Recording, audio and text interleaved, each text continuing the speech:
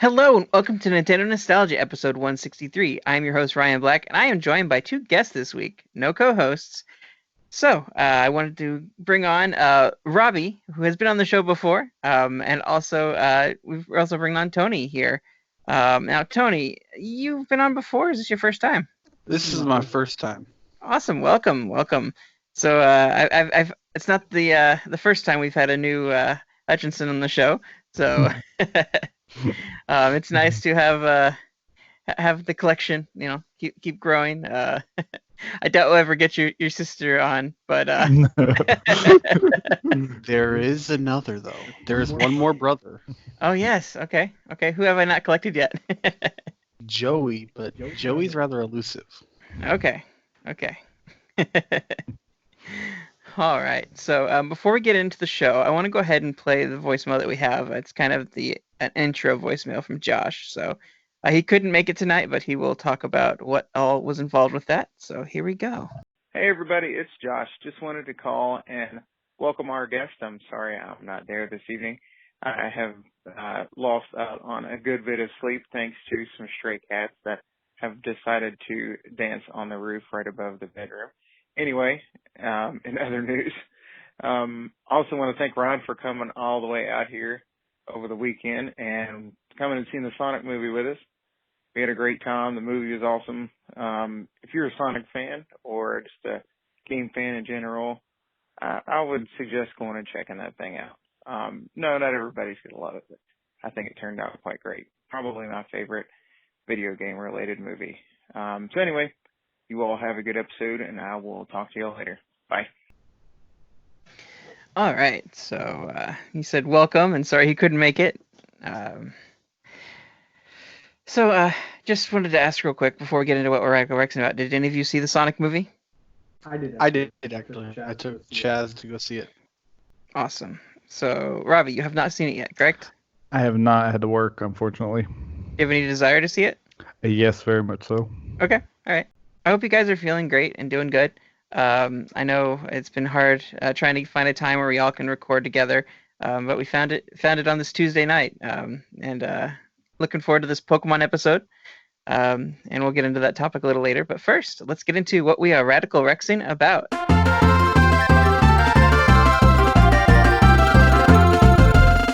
All right. So, Tony, I got to know, what are you Radical Rexing about? Well, I'm a school teacher and I just had an impromptu 5-day weekend. Wow. Between sickness and snow and President's Day, we got Thursday, Friday, and Monday off.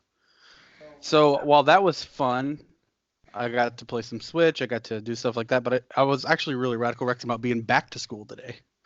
And working with my drama club kids. So that was a lot of fun.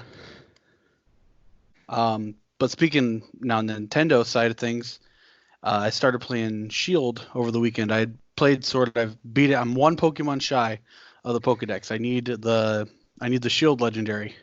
Mm-hmm. So I started playing Shield, and I'm like, you know what will make this team really great?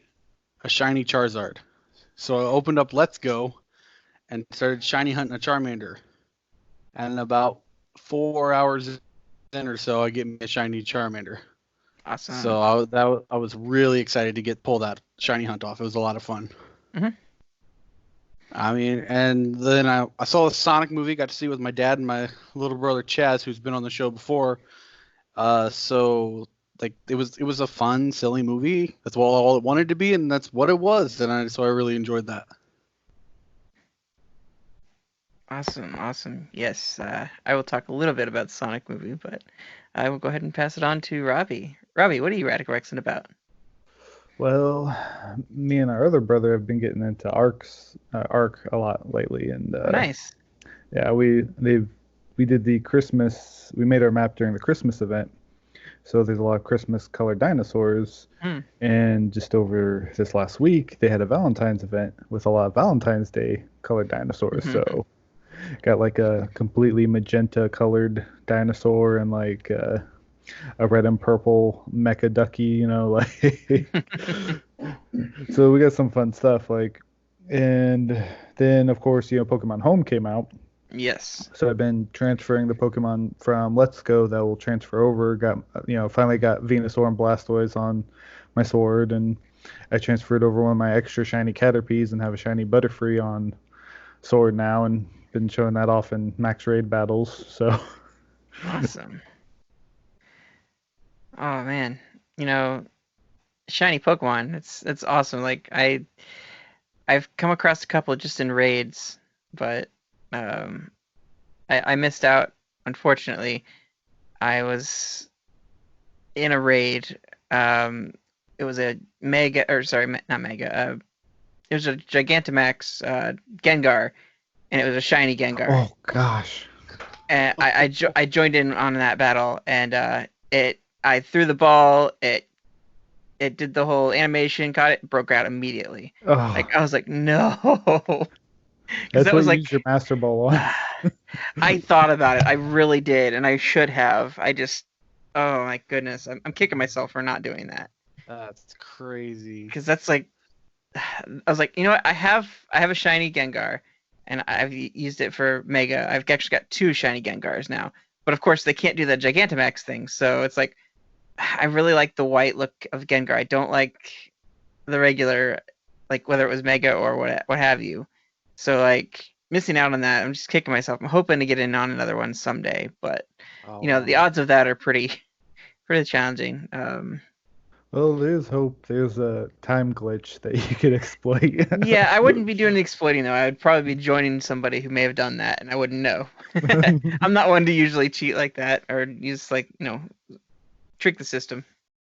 weirdly enough, I had a shiny Drifblim Wonder traded to me, Oh, wow.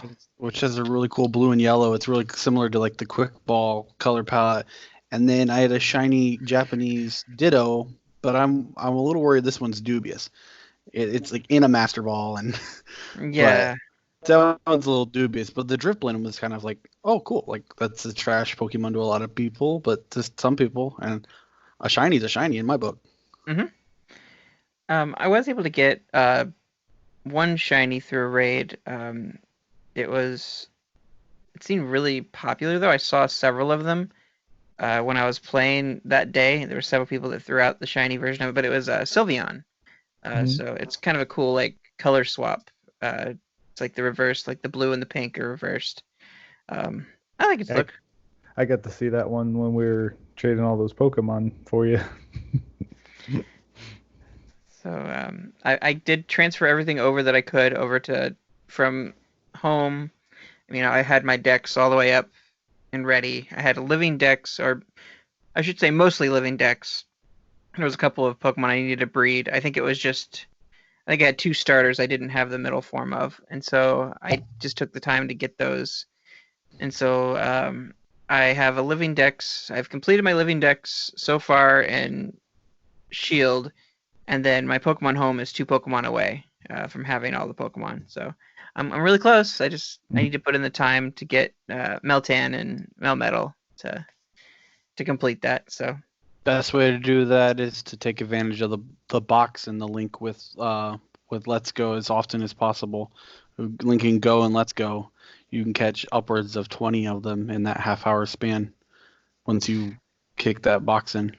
now I do have Meltan in Pokemon Go, and I don't know if I can reuse the box or if I just got a couple of them or something. The box I had linking Eevee and Pikachu, it was it's allowed me to reuse it just as on like a 7-day countdown. Wow. Unless I haven't used it up enough. But it just 7 days you reattach it to your Go, you trade 1 Pokemon, and then the box has been reactive. So I don't know if maybe I just haven't used it enough yet, but it's been like that for me for a while. It was, I want to say early December, or maybe it was November. I connected to someone who gave me a box from their Switch, because I haven't played enough of Pokemon Let's Go to really count for that, or I don't know what it would take for that. I still only beat the first gym in that game. But I just need to buckle down and start doing that. I'm walking now. I'm using Pokemon Go a little bit more, walking, getting the candies, but 400 candies is a lot. Yeah. A lot But of I'm just kind of working for that, and it's getting me into Pokemon Go a little bit more. So I'm probably gonna start leveling a little bit too. So I hope someday to be to level 40. Mainly because I want to put a Pokestop right where I work because there's nothing down there. I think one time I had a Pokemon pop up there, but any other time there's nothing down there. It's a dead zone. So I'd love to get a Pokestop put in there. I know you can, when you get to 40, you can suggest ones. Yeah. I don't know what the success rate is if you suggest them, but my brother used to suggest them on Ingress, which is the other Niantic game, Mhm. and then he would see Pokestops pop up where the new Ingress spots would pop up. And as long as you met their criteria, like if they don't like it if it seems residential Mhm. or stuff like that, they're not going to let you put one in your house. But as long as you follow their rules, they're pretty common. Like, oh, you want to stop there? There's not a lot of stops there. You got to stop now. I'm kind of curious if that's going to even work out because it is a business, yes, but there's a guy that lives there upstairs in the apartment, so I don't know how that would play out, but I can hope. But I got to see the Sonic movie. I got to go to Josh's house in West Virginia and visit him and his family, and it was really cool. Sonic was amazing. I loved that movie. I've seen it twice now, and it's I saw it last night, and then of course I saw it on Saturday. So yeah, I like it a lot. I think now Josh was the first person to point this out. He swears he saw Amy Rose in the background in the bar scene, and I saw it a second time, and it looked a lot like it was like a blurry image of Amy Rose. So I think that she actually makes an appearance in there. But it could have been a sign, and I just was reading it wrong. But I like to think that that's there. I also saw the maraca that was in at the end. And I was like, it's totally Samba de Migo, right? I'm stretching, I know, but trying to find Easter eggs where there's probably none. I'm sure someone on YouTube's broken down all the Easter eggs in the movie already. I've seen a couple, and I was like, oh, there's a couple I didn't even think of. But it's really cool that the love that they put into that. There's some product placement in it, but I think it's funny enough. Blatant product placement, but like hilariously timed. Yes. I think my only problem I had with the movie was there was a bit too much of the floss. But once was enough. But I did enjoy every other part of it, and I think I like it better than Detective Pikachu, which is saying something. Well, it's on its way to actually outperform Detective Pikachu right now. It's had the highest opening of any video game video game adapted into a movie at this point. So I've got to be honest, I'm extremely nervous now. After Sonic did this, like Mario has some big shoes to fill. I'm really worried. Illumination better do a great job with this because there's a lot riding on that. Oh, yeah. It's either going to be Despicable Me 1 and be really good, or it's going to be Minions and be really not good. I'm behind on that series. I haven't seen 3 or Minions, so. But I also wanted to say, like, I saw Sonic, and in the previews, they had the Despicable Me trailer. I don't know if it was Minions or what it was called, but oh no, it's now the 5th one. It's the prequel to how like when Gru is a kid. Okay, that's what they're doing.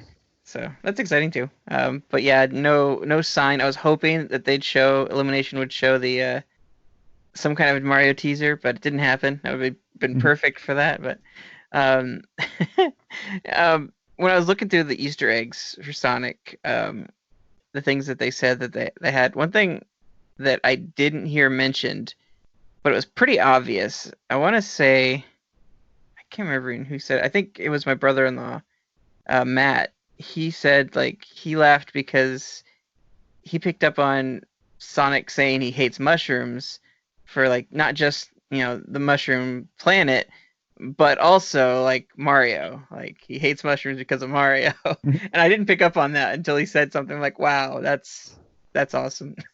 That rivalry there is a jab at Mario in some ways, if you read it that way. So anyway, enough about Sonic. We talked about the past 3 weeks, plenty. So I'm trying to think if there's anything else I'm really like radical correction about besides Pokemon and Sonic. But hey, that's a great problem to have.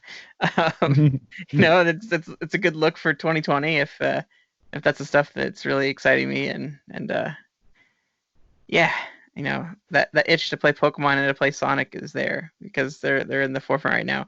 Animal Crossing is coming. I'm really excited for that too. And we've got a direct coming out. They just announced today. The 20th is we're going to be getting I think it's 25-minute video. We're finally getting some info about Animal Crossing. It's great. I'm hoping that I'm sold on it because I'm still like apprehensive. I'm not a big like Minecrafty, like craftier things kind of gamer. I don't like to like make a bunch of things, and especially if they're gonna break regularly, that was like my big thing. Like you could get like an axe in one of the Animal Crossings and they'd break and you'd have to get a better, like purchase something better or something, and I didn't like that mechanic even. So I'm a little nervous, but hopefully they can sell it for me on that. Breath of the Wild though, so I did. And for that combat system, I liked the breaking items and stuff. But Animal Crossing doesn't really have combat. I mean, you can chop someone with an axe, but nothing really happens with that. So when you get salty at your friend for tearing out your flowers, like you do. All right. Well, I think that brings us to the tail end of our radical correction segment. So here we go with Pokemon Colosseum. All right, guys. Do you have the date that this released? Released in Japan, November 21st, 2003. In North America, March 22nd, 2004. And in Europe, May 14th, 2004. Okay. Robbie, what was your earliest memory of this game?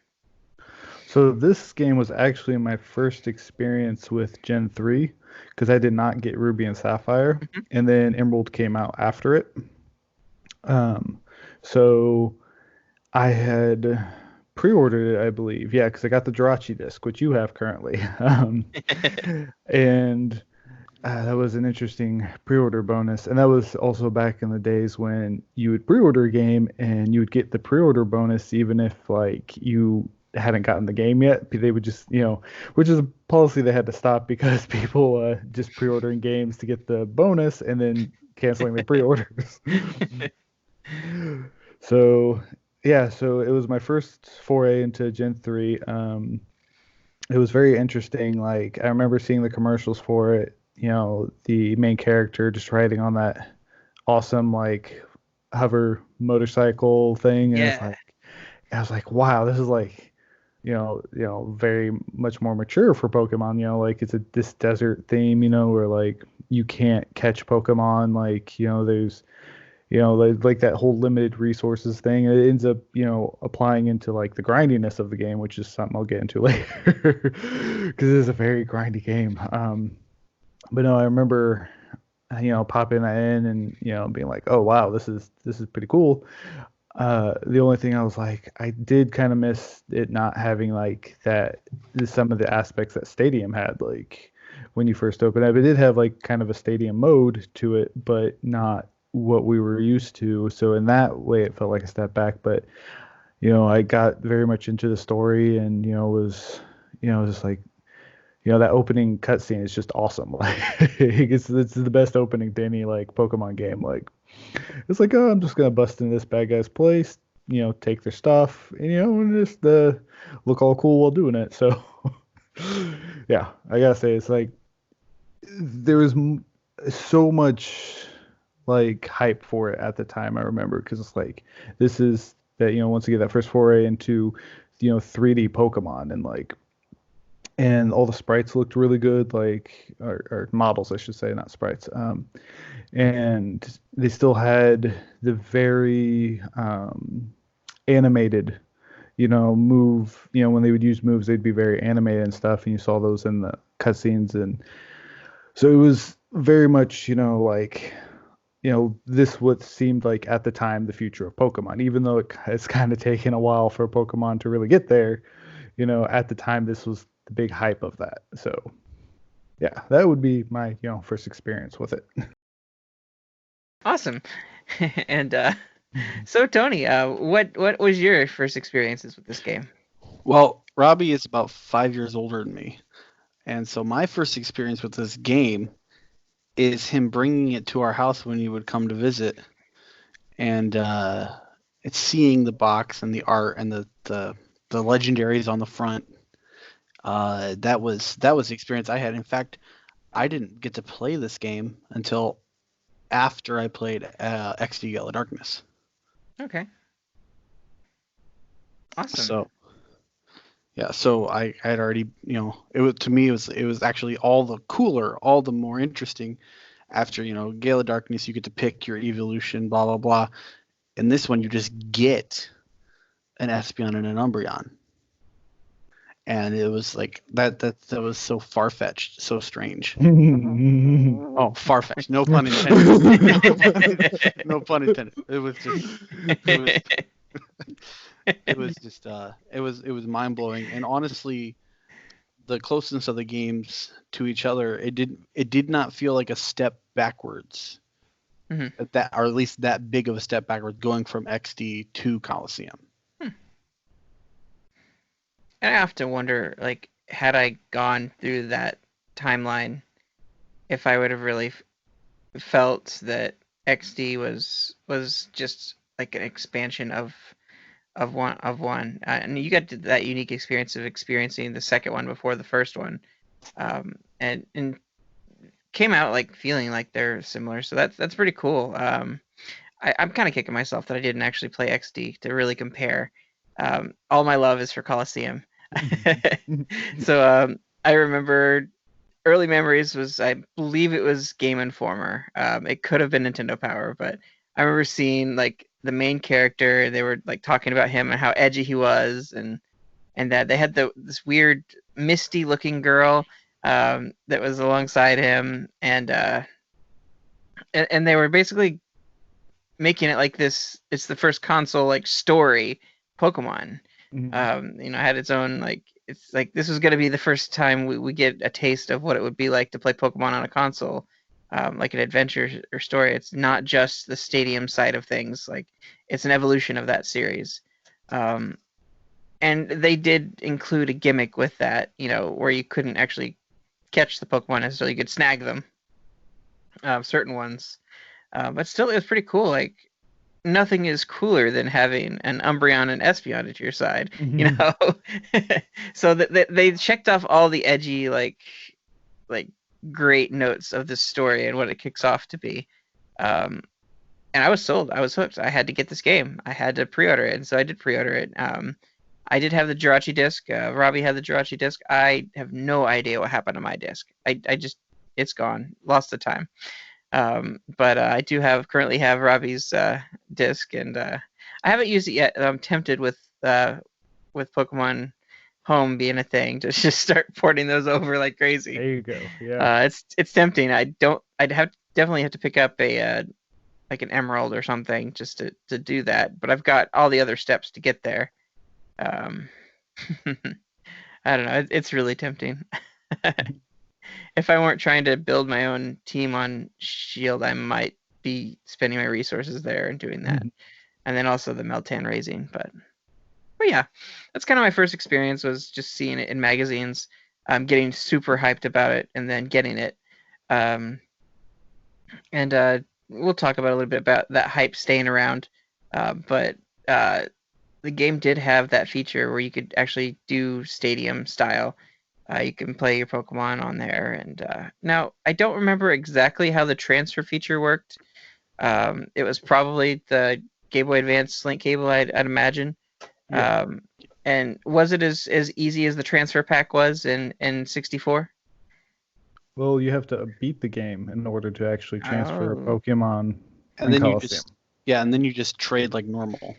You just kind of trade Pokemon with your Ruby Sapphire So it's not like a just send them over. You have to trade with each other.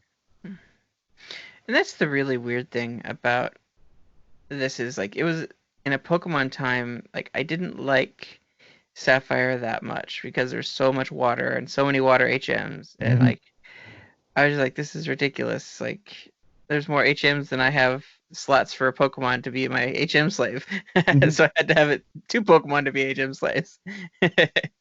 But you know, so going in and porting those over into a Colosseum, it didn't take very long to complete that story. Uh, and so that was, I would say, a bit of a fault for that, but still, I would say that was intentional just to get people to be able to trade their Pokemon and explore that feature. Now this one, like the stadiums before, it had a rental system, correct?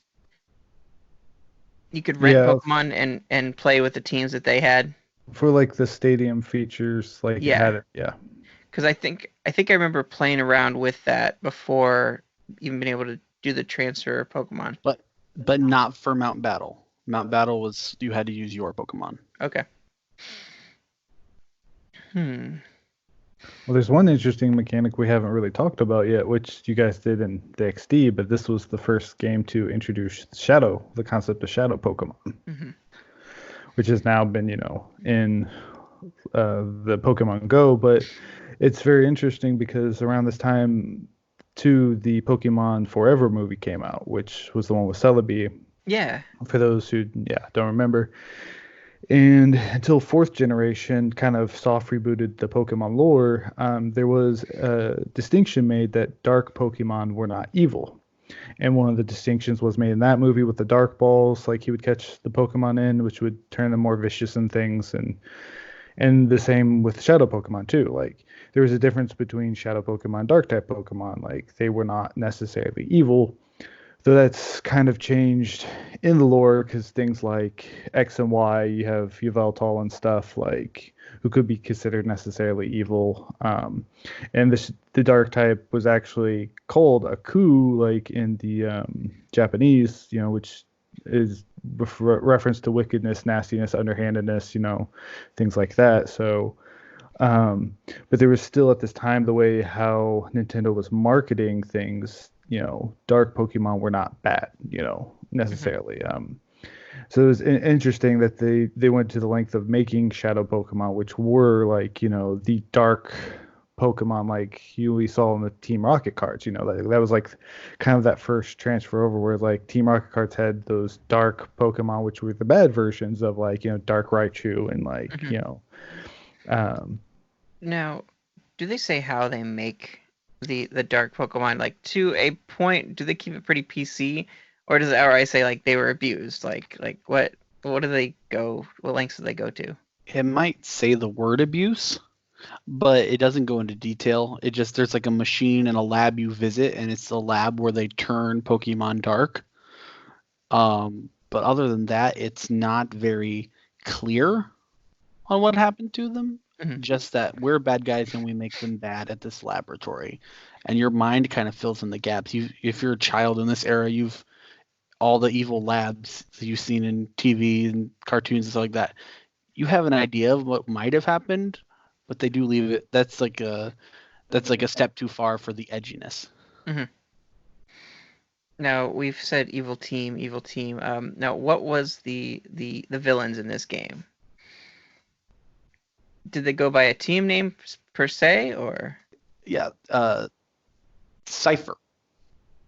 Cypher was the name of the team. They had admins and things like that, and then you just had like it was a really interesting like gray area. You had guys like Mirror B who are just seem to be like the rogues, the gamblers, the like your shady Han Solo types. Mm-hmm. But Cypher were the big bads. So it's interesting to not have Team Rocket be a thing. It seemed like they were kind of the perfect choice for that. And we don't ever see this team anywhere else, I don't believe. Did they make the return in XD, or is that a different scenario entirely? I think it was still Cypher. Okay. But it's one of those weird like Team Rocket in Gen 2 where they're the same, but they've also been in hiding or they've been kind of like rebuilding after the events of the first one. So in that way, while people say XD is a rehash, in a lot of ways it is also a direct sequel. Yeah. So let's talk a bit about the story. It starts out really edgy, and you bust in, and you're raiding basically the bad guys. So where does it progress from there? Now you guys have recently played this, and I know you were playing it in preparation for this. So what's the next story be that hit? The next story beat, as far as I recall, is you meet this girl, and she can see the aura of the shadow Pokemon. She can see that they're shadow. Okay, so that's not apparent to everybody then. No, not at first. Okay. Did they later give your hero the ability to see that on their own, or did you have to have that partner along the whole way? In Colosseum, I'm pretty sure you have to have the partner the whole way. In XD, they give you like a Dragon Ball Z visor to be able to tell. But in Colosseum, they she's with you like the entire time, and there's actually parts where she's not with you, if I remember, and you don't see it, and then you fight that person later and realize that they had a shadow, and then you get to catch it. Robbie, this seems like the setting. You said it was kind of dark and gritty. You start out in this sandy area. Is it kind of like a Mad Max-esque like theme here? Is it like not necessarily post-apocalyptic, but just run down maybe? Yeah, there's a debate on where it takes place. Like some people say it takes place in Nevada in America, whereas some people say it takes place in a prefecture in Japan. There's though there's a little bit more support towards Nevada, I think. There was one way or the other, but yeah, it's like it's like that desert kind of like run down. There's like saloons and things, or at least hinted at, like there's almost a Western feel to it, but it's still within the sci-fi. So it's almost like, like that, space cowboy kind of feel, like Trigun and, Outlaw Star and Cowboy Bebop. Yeah. So, and that it very much is. There is kind of like, oh, hey, not everything in the Pokemon world is like perfect. There's like, we have like Team Rockets and stuff, but there's, there's rundown places. There's, and you'd have to think, they're in the desert, and even with Pokemon, like it's probably, there's places where humans would be able to survive more than they could, like in our world, but at the same time, it'd still be difficult to live there. And Now, did it seem too like very run down? That's what I seem to be remembering. Is like not only was it kind of like a desert wasteland, but it just seemed like some things were kind of not quite working. Like even like the bike or the hover bike or whatever the heck it was that he was driving, it seemed kind of like pieced together in some ways. Am I remembering that correctly, or? There was a sense of the rundown nature of everything, but also like it was sort of like you said, sort of a Mad Maxian or Judge Dreddian, in the fact that it's like that bike was putting out smoke, and things were very industrial. Now then you had like a green village that was all like the trees and nature, and you had like the labs which were very sterile and advanced. So it's like a weird sort of like it's a lot more sci-fi elements in a Pokemon game than you've seen like up until that point. It was very sci-fi.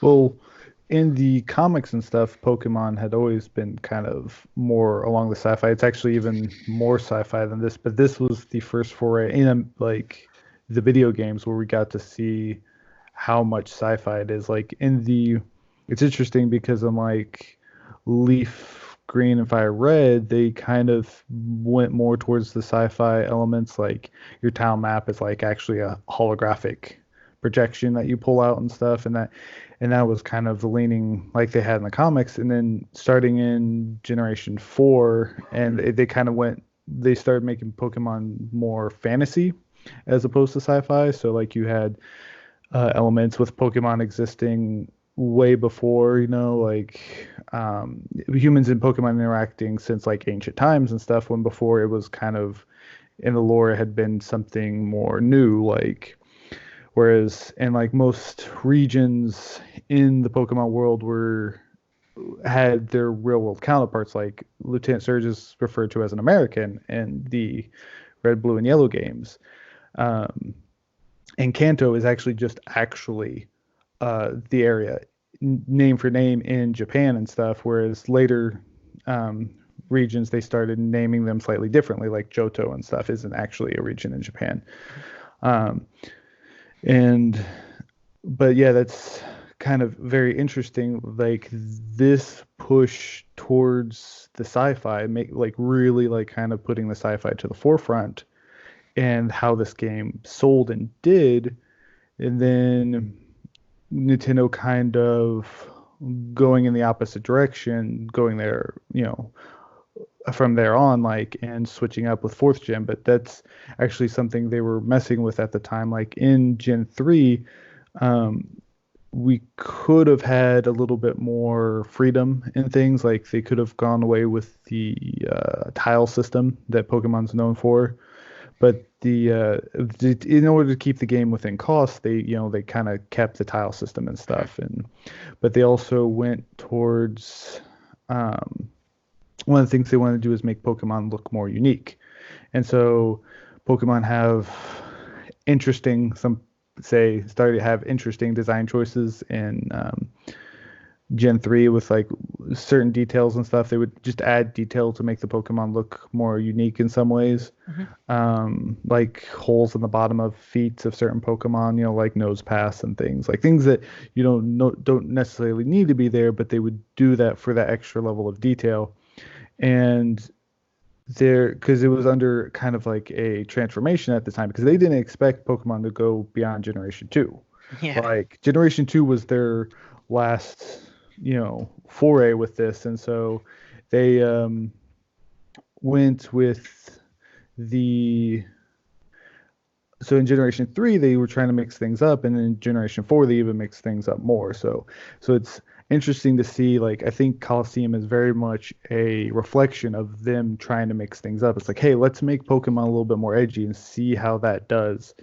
And I think it was just a little bit ahead of its time, because I don't think the people who really Pokemon was aimed at originally were old enough at that time. And with the issue of it being on the GameCube and that being seen as like kind of more of a kiddie console, like it just didn't really help it. So it's like, but yeah, I very much think it's a product of that time and like Game Freak's direction with the franchise. Like, and it was nice. Like I like it. It's definitely refreshing in that aspect of like its visuals and like its story and things.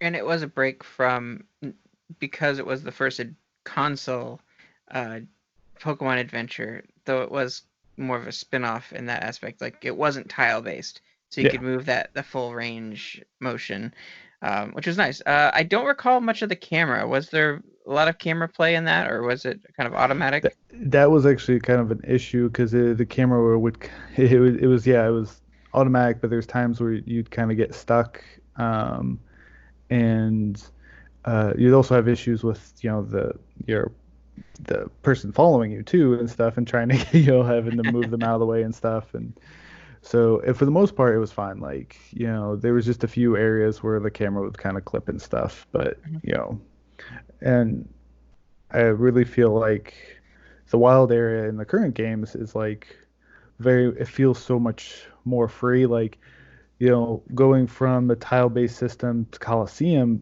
felt so freeing, and then going from actually having free camera movement in the wild area. Like I still notice it, like when I go to the non-wild areas, like I'll just out of habit try to move the camera. I'm like, oh yeah, I'm not in the wild area, I can't move the camera. So I think it's worth noting too, though, that it was a lot of ways ahead of its time, because it was trying to do something that it graphically just couldn't keep up with. it's interesting to look at this game, which came out in '04, and yes, it's comparing apples to oranges a little bit, but it doesn't look nearly as gorgeous as something like Mario Sunshine. It's very polygonal, very, very. It's kind of showing the limitations of the GameCube in a lot of ways. And it's worth noting too that it wasn't actively developed by Game Freak. Yeah. It was by producers Genius Sonority. And so that too might have had a little bit to do with what some people might call dips in quality, but we're just made the game kind of quirky. And that's something that was kind of echoed in later iterations. The Pokemon console games that came after that didn't have a lot of depth to them, and it was bare bones. Like, you didn't get that story later on. After XD, it didn't really continue on. You could just basically have a place to battle your Pokemon on a big screen, but that was about all that they had to offer. So this kind of set up that framework, and I don't even think they even used much else. I think they used a lot of the same assets for those games that later came out. Well, up until Colosseum and XD Gale Darkness, they were still using the same assets from the original Stadium games. That's why some of the Pokemon models look a little rough, because they would update them and stuff, but there's only so much you can do with models made back in the 64. Yeah. So, starting with Battle Revolution for the Wii, they did start using different models, and then in what was it, 5th generation, when they started doing like the full, no, 6th generation when they started doing the full 3D models, they made models to be future proof. So they designed all these models so that they could be expanded. And actually, the models, one of the things like Nintendo was getting kind of some flack for was in Sword and Shield, the models were supposed to be new, but they actually are just those future-proof models still, or at least very close to those future-proof models. I liked a lot of the things that this game brought to the table. I don't think that it was ambitious enough. It wasn't quite as grandiose. It definitely wasn't a big, full-fledged Pokemon story. Like, if you're looking for that on a console, like, you're not going to get that until today with Sword and Shield. If you can even count that as a console version, because it's both. But it was something new and something great to step out on the scene, and have Pokemon's first foray on the big screen with an adventure, and that was really cool. There's a lot of things that I see pop up here and there that kind of remind me of Colosseum. I think most recently with Pokemon Home, the Pokemon professor, it's Professor Oak. He's got these ridiculous glasses on, and it's like, I don't know why, but that ridiculous sunglasses kind of reminded me of the ridiculous sunglasses the main character had in this game. Oh yeah. And those were a very popular style of sunglasses in the 80s too, so it's like there's you kind of have a feeling of who was developing this game. I think we've talked a lot of what's great about Colosseum. It does have a couple limitations that were actually made better by XD Gale Darkness. In Colosseum, you have to save at Poke Centers, or at the Poke Center box machines. You have to save there. You cannot save anywhere, which is weird for Pokemon. I know that's a regular thing in games like in the older Metroid and Zelda games and things like that. But for Pokemon, that is incredible. That was the first time that had ever been where you can't save here. You have to walk back to save. And that's what makes the game, like Robbie mentioned earlier, so grindy. Yeah. And that's the one major thing that XD Gale Darkness did better. In that way, XD Gale Darkness is not a better story, but it does have some of those quality of life updates. That's interesting too, because this game also very much feels like a GameCube game in that era. Think of Tales of Symphonia. There's actually a lot of similar elements with design and stuff, with the futuristic parts and stuff, and having to save at specific locations and stuff. And there's a few others, I was thinking of Custom Robo and things. It very much is a product of its time. And yeah, like those few issues like would be a marked improvement if we ever got a like a updated version of Colosseum, like Colosseum HD. Like that would be like one of the things I would like to see, like being able to save anywhere, and just certain improvements like that. Yeah.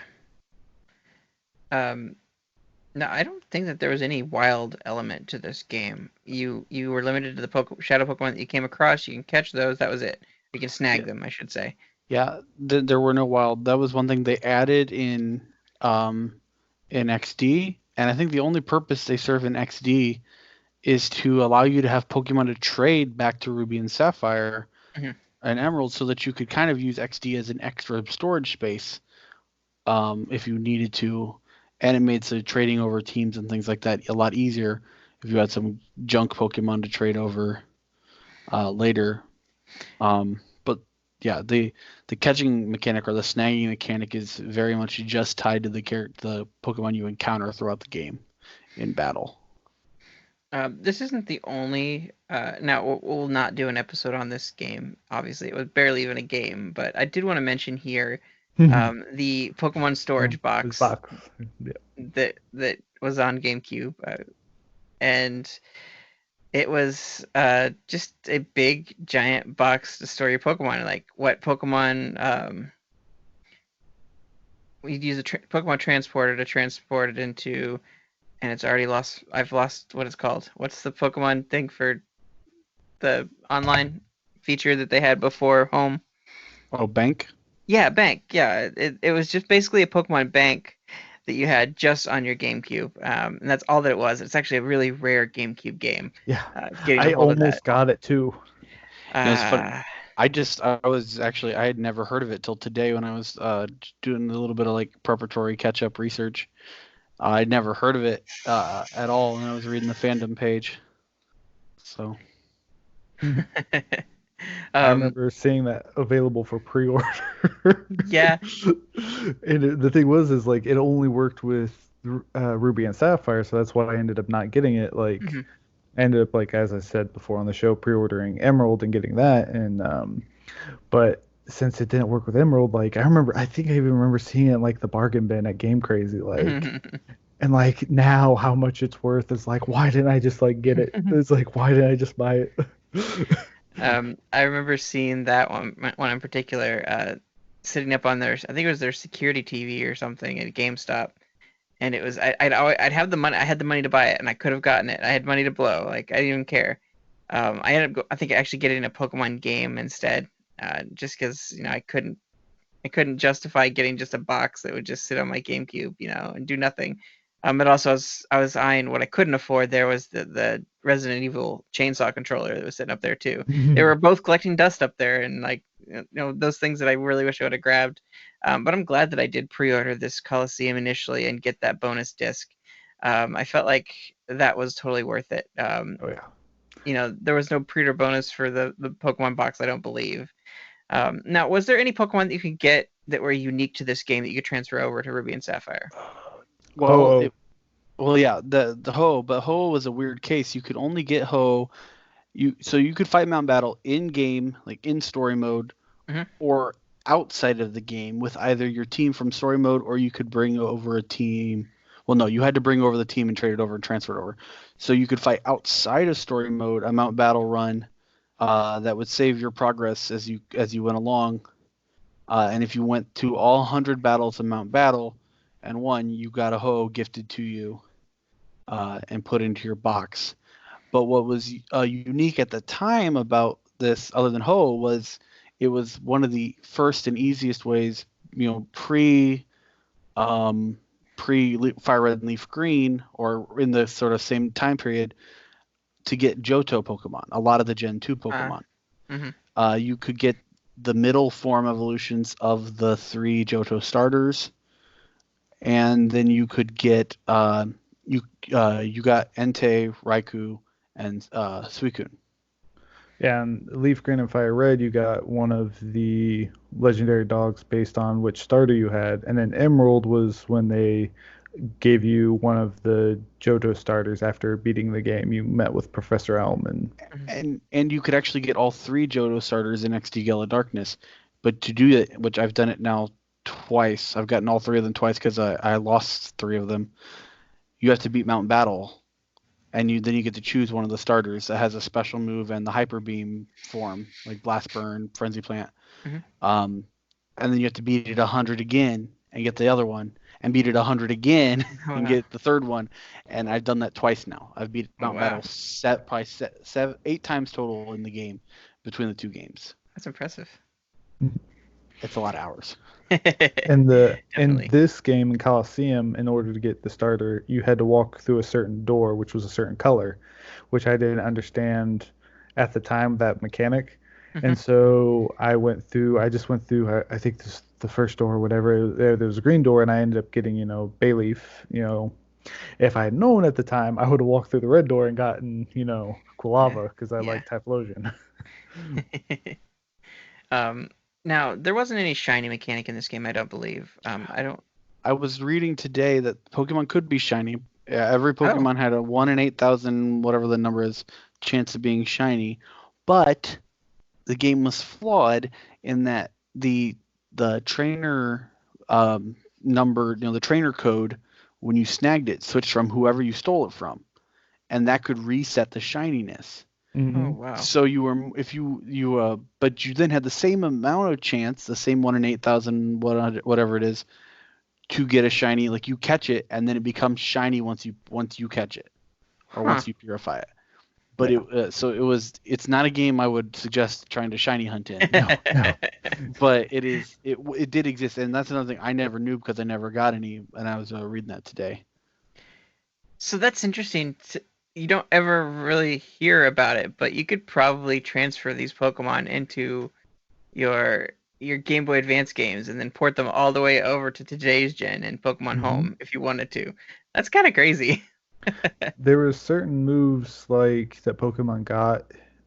Most of them weren't really competitive, but like XD Gale of Darkness had some, like, you getting routes that could learn Sing and things like that. I think it was actually a Kirlia, but when you purified the Pokemon, the Shadow Pokemon. So there were certain Pokemon that people would transfer up just to have like an exclusive move on, but it wasn't incredibly common for the most part because most of the moves were trash, like, Sing on a Gardevoir. Actually, Sing on a Gallade is actually something I've seen like in competitive play, but besides that, There are some similarities that you can pull from this game. I feel like this game was ahead of its time because it was a natural evolution of a lot of things. But we see a lot of similarities in Sword and Shield to this game.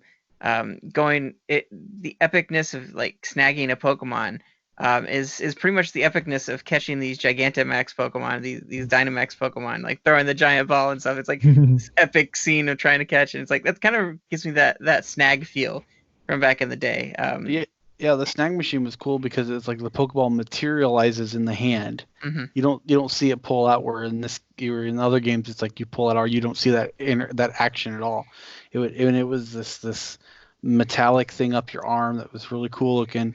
It materializes in your hand. It had a cool mechanic, or like a cool throw animation. I mean, it was like, you said, it was just really cool and really edgy. And it's actually, I think it's kind of fitting that you've spent the last few weeks talking Sonic, because this is sort of Pokemon's edgy phase. Yeah. And in a way that a lot of people, at the time just weren't on board for, because they weren't old enough.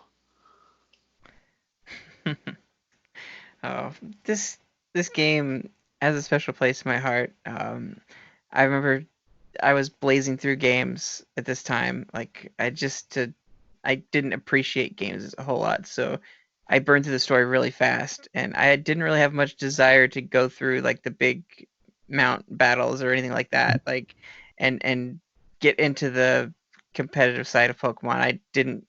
I just got strong Pokemon with strong move that fainted Pokemon, and that was the extent of my Pokemon understanding at the time. Nothing competitive whatsoever about that. So I was disappointed that the game was short, and I know that I didn't have it very long before I traded it in. And I kind of wish I hadn't, but it's definitely got some really cool, like, ahead of its time, push the envelope, like, grow Pokemon to a new level elements that I respect it for. It's definitely something to look at. Yeah, and there's one mechanic we haven't talked about too much, and that is that it really relies heavily on the double battle. Mm-hmm. It's almost exclusively double battle. I think it is exclusively double battle.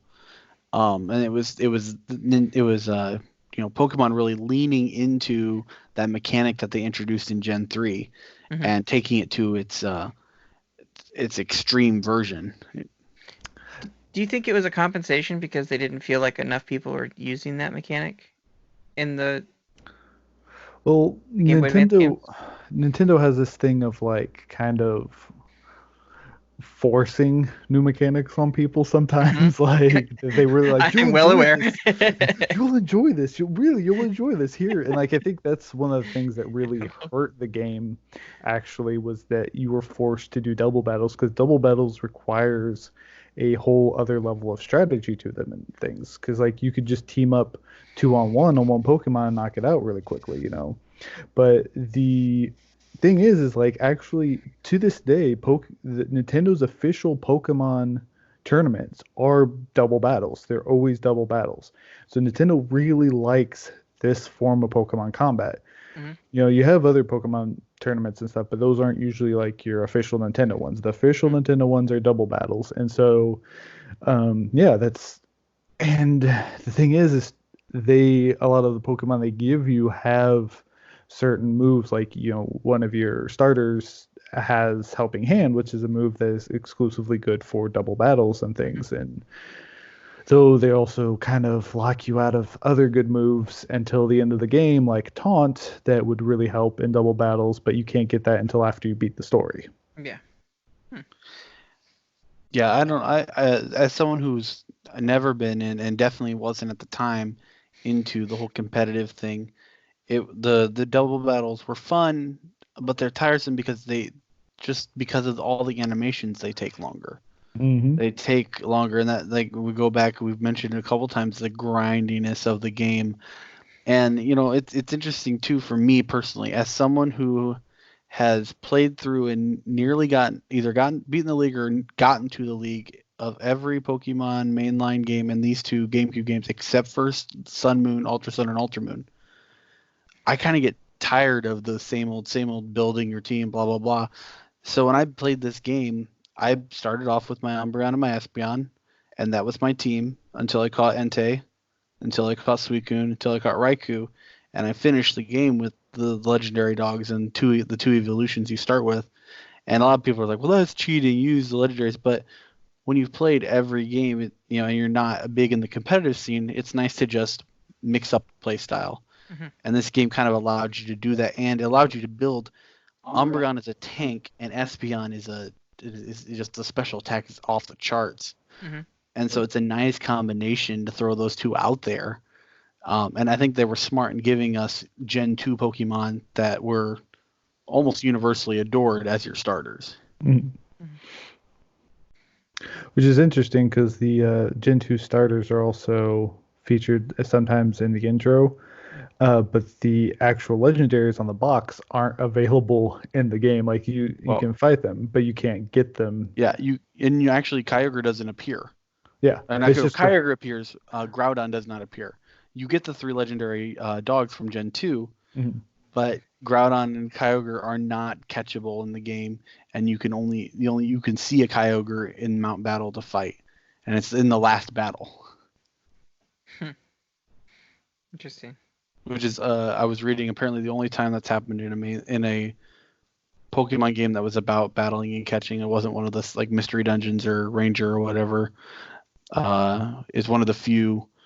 It's like the only time where a Pokemon appeared on the cover and you could not catch it in the game. I did want to ask a couple questions about similar elements to Pokemon. Did this Pokemon have its own unique? This Pokemon game have its own unique professor? Did it have like the Nurse Joys? Did it have the Pokemon centers, the item places? Like, did it have some of these things in it, or was it its own make its own Well, strides in that? the Pokemon centers, like there was, yes, One or yeah. two.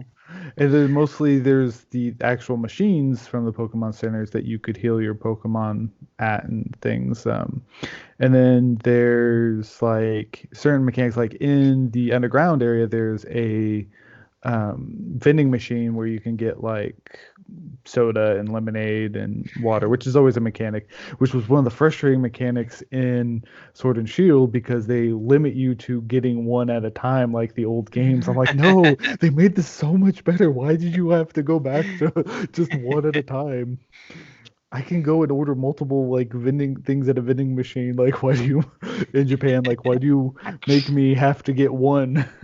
Yeah, actually, I'm looking up because I had kind of forgotten. There isn't a Pokemon professor in this game.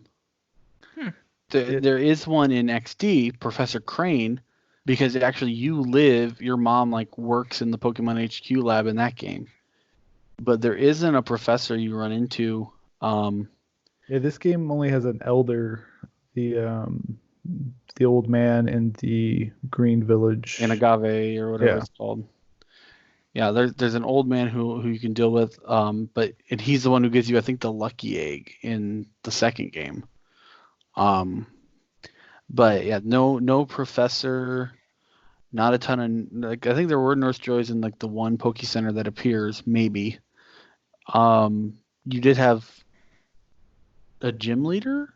I think there was a couple there, or it wasn't quite gym leaders, but you had very similar styles, very similar things. So in a lot of ways, it was a complete departure from the structure of the other games. Mm-hmm. And I'd say in a lot of ways it was refreshing. A lot of people have gotten burnt out by a lot of the thing the Pokemon's been doing, and then Sun and Moon came out and changed some things, like the whole gym battle thing is kind of have the trials and stuff. They kind of mix things up, but really this was the game that started to mix that formula up and break the monotony of it. And again, you did mention they did the double battles primarily, and that's something that to push on.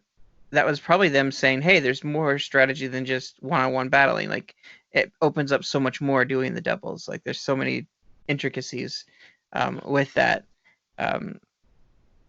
I like what they've done with this. Now, do you see any future, knowing that this pushes the envelope and changes up the formula, do you see any future for games like this, like a Stadium, a Colosseum?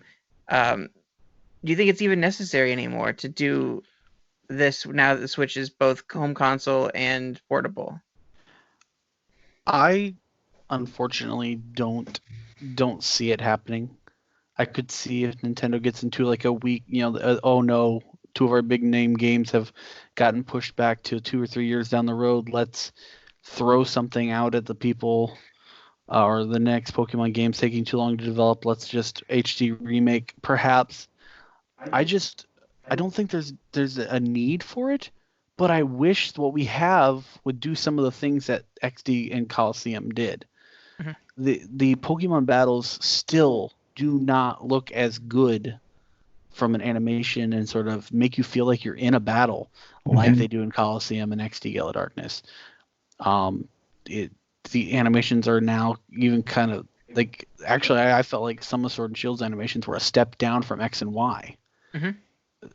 In some ways. That's fair. So I want to see that. Like, I think the time is now for the mainline games to have that 3D Coliseum Stadium style battle. And if they gave us that, I'm okay if they never go as edgy or as weird again. And also too, I think part of the charm of these games is the strange characters. In the generations prior, Gen 1 and 2 and a little bit of Gen 3, you have characters with like interesting or strange or off-putting like flavor text when you would talk to them. But Mir B is a dude with a purple afro Red and white. Red and white, yeah, red and white Afro. Yeah, that's why I always get him mixed up Pokeball with the colored. Grateful Dead logo. He actually looks a lot like the Grateful Dead band's logo, and he's wearing like disco suit, and it's a little too tight. And he's one of, he's sort of, and some of the characters, especially more in Gale of Darkness, are sort of like Professor Egad-esque in a sort of really over the top, but charming weirdness. But we're starting to get that now. We're starting to get that. Our gym leaders have personalities. Yes. Our rivals have personalities, and that's kind of a cool. I think we're there. They just haven't given us that 3D battle that we really, really want. What's your opinion, Robbie? Well, I wasn't a huge fan of Mirror B, but if I would have to pick Mirror B over Shieldbert and Swordbert, I would take Mirror B in a heartbeat. Amen. Oh my goodness, I've never wanted to cut someone's hair so much. Is it bad? I think I blocked them out of my memory because I had forgotten about them, and I just beat Sword like a month ago. I was so embarrassed by them. Yeah, I was like, they hurt me a little bit. I understand the whole it's where Pokemon goes a little bit over the top, a little bit too far. The concept of Shieldbert and Swordbert were great. It was just they went over the top with their hairdos. We get it. They're supposed to be thinking they're the royalty and stuff and the heirs to the original heroes and stuff. Yeah, but you don't have to just make it just throw it in our face. Even young kids are going to be able to understand what they're trying to do there. But no, we've been talking about the animations and stuff, the sense of adventure. That was one of the things is Colosseum being short is when people say a game is short, that means they want to play it more and they like it. That's the thing. Even though if we got a longer version of Colosseum, I would want it to be less grindy. Fair. Yeah. I mean, Tales of Symphonia, which we've talked about before, has struck a really good balance, I think, between the grind and the story. And that's the thing is Pokemon has kind of shied away from its RPG roots because it is an RPG game, it is. And I want more of that. The Sword and Shield tried to give us that, but I just think it was a little bit awkward. I wanted to be I want to be playing Pokemon. I love that part where you fight your rival and stuff. Not to give any spoilers away, but and how he reacts to that and all, and his genuine emotion to that is oh, that's really good. Okay, now let's go break this up and save the world. It's and I'm Pokemon doesn't need to save the world all the time. I like when there's regional conflicts, when there's dealing with criminals like Team Rocket and stuff. That's good and stuff, but we don't need a apocalyptic thing, and that's the issue with power scaling stories and stuff. They think they have to make each story is oh, this could destroy the world. Oh, this could destroy the galaxy. Oh, this could destroy all reality. And so it's it just gets a little bit away from them. And so I think though that I could see us getting an HD remake of Colosseum with some quality of life improvements, maybe at some time. Yeah, maybe like Colosseum and XD Gale of Darkness, together. It wouldn't put it past them, though. They've kind of, because we did get Legend of Zelda HD remake on Twilight Princess on the Wii U and stuff, and so they can definitely make these GameCube games look better. That's completely within their capacity, but especially with not having the linking to the Game Boy Advance games, unless they would do some weird. Well, no, because we have the GameCube adapter, so there's a possibility. But no, I would think that we would get probably not just an HD upscaling, but an actual proper remake if they did actually remake one of these games. And it would have the newer Pokemon in it, kind of like they were doing with the remake of the start of Pokemon with Ash and like Incineroar being there and stuff. Like they would insert some of the newer Pokemon, or at least put like we'd probably get Megas in it or something, like Alpha Ruby and Omega Sapphire. Maybe we'll get like Delta Colosseum or something, like that. But Don't do that to me. Don't give me hope. So bear with me a second. I haven't fully explored this idea. But before Pokemon Home was a thing, before, like, separate from that, they had a bunch of like mini games and things that you could do on their website. You could there was like the dream thing that you could do where you could put your Pokemon in, like put them to sleep in like a dream, and you go into this dream world and do mini games and things with them. Oh yeah, the dream world, yeah. So I'm imagining that this is going to be something like that world, that dream world, is going to be making a comeback in Home. There's going to be a lot more stuff you can do with Home. And that's kind of where I see them going with upgrading over time. You'll be able to do like battles in Home and do like basically Home become that Colosseum. Or you can kind of battle anywhere on your phone or whatever. And I just would do like, be quick battles and things. very much for that. Like that's Direct more my competition to like I want to say shoddy battle. That's not right. That's outdated. But whatever is the current. Oh no, the current is Pokemon Showdown. Like Showdown, like that, but Pokemon's own version, like using Home to be that springboard. You already have all your Pokemon in there. Why not make it so you can battle in there too? And it wouldn't necessarily have to be like super graphically awesome. I mean, you're working on cell phones here, and leave that for the games, the mainline games now. But you have like a mobile Pokemon experience where you can do battles and things too. Like that's kind of where I see this evolving. I am going to say something slightly controversial here. Yes. But I think the art assets in Home for the Pokemon look better than Sword and Shield. Like they have more character. Like Vileplume, like covering up the one eye with little, with the petals and stuff. I was like, oh, I love that. That's like what Pokemon should be. Well, I don't know if you saw, but they used some of the original like stances of the original sprites and made them 3D. Like that's great. So like them going with Home and doing some of that stuff, and then having their main story stuff in their actual Pokemon games, and just focusing on story, but building all their assets and things in Home to just do the battles and stuff. It could become a thing. Like there's so much they can do with Home. I see a lot of potential there if they do it right, and they don't make another version. Like, okay, they have Bank, now they have Home, now they have something else. They can really expand on what they have here and go with it forward. I wish Nintendo would, or Pokemon, or whoever you want to say, I wish they would at least throw a bone to these games. Like, why can't Team Cypher be in Pokemon Masters? Mm-hmm. Which is not a game I've played, but why can't it be there? Why can't Mir B pop up somewhere? He's the kind of character who would just make sense to just like, he could be like the Ghost Girl from Gen 5 or Gen 6, whatever gen that was. He could just pop up randomly. Honestly, I think some of these characters, like a Mir B character, would be a fun addition to Pokemon Go. They brought in the Shadow Pokemon. Give me like a Mir B who I can fight, or maybe like let people join Mir B's team. Let them leave the 3 teams, but go Team Valor. But let them leave the 3 teams and fight with Mir B. I just throw these games a bone. There was enough there that we can still chew on it a little bit. And the Cypher peons look kind of cool. They're in their weird like Power Rangers, like, Power Ranger bandanas and stuff like that.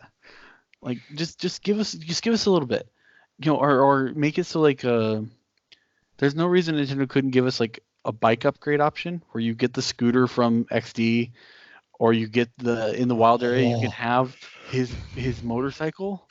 Like, I would pay $5 to be able to have his motorcycle in the wild area. Yeah. That would be epic. Or the snag as just like a costume item, like. That's something I'd like to see them do, is more costume items and callbacks to that stuff. That'd be great. Which some of these things we are talking about are being in the DLC, like more wild area and stuff, more free camera stuff, more costumes and stuff. So I could see them, this is very much something they could do, like doing themed DLC releases and stuff, like third gen, like, oh hey, you get all these like third gen character costumes, and they could include Colosseum and XT Gale of Darkness stuff in that. Can we get more NPCs who are like every third NPC is a bodybuilder? Because that's what it was like in Colosseum. These people are Hulks in a world of Hawkeyes. They're giants. Oh, so I was just gonna say that's actually something we didn't talk about. Was this game also was one of the first games to have different trainer types, because we had bodybuilders and things like that weren't seen before as trainer types. There was only a few trainer types actually from the original games in this, which most people don't realize, but. They had like the fun old ladies and the fun old men, and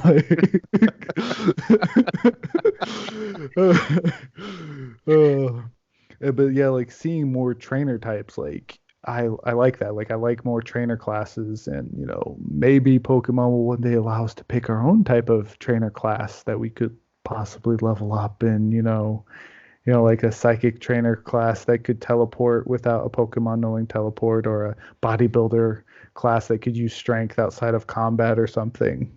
I just want like a bard or a warrior poet. Like I want that to be like when my friends see my profile, it says warrior poet, Tony whatever, or bard whatever, something like that. Would be really cool to like have my own kind of thing. So your Pokemon's a Meloetta. Got it. No, like I still want to use good Pokemon, but hey, shots fired. my students are gonna listen to this and call me a Gen 1er. I know it's gonna happen. All right, guys. Well, I think that brings us to the end of the Pokemon Colosseum episode. Thank you so much for listening, and thank you, Robbie and Tony, for coming on the show. Go ahead and plug in your Twitter handles and your where they can find you. Go ahead, Tony. All right. If you guys just want to find me in the chat and add me on Facebook, that'd be cool. Or you can send me an email at thevulcanbard@gmail.com, or follow me at _Vulcan_bard on Twitter. And Robbie? As always, I'm in the chat, so just anytime we're in there, just send me a message or anything, and you can find me on Twitter at Stoic_hero. That's the Stoic Hero, but at Stoic_hero. Cool. You can find me at Metroid Hunter, and you can find the show at thenintendovillage.com/Nintendo Nostalgia.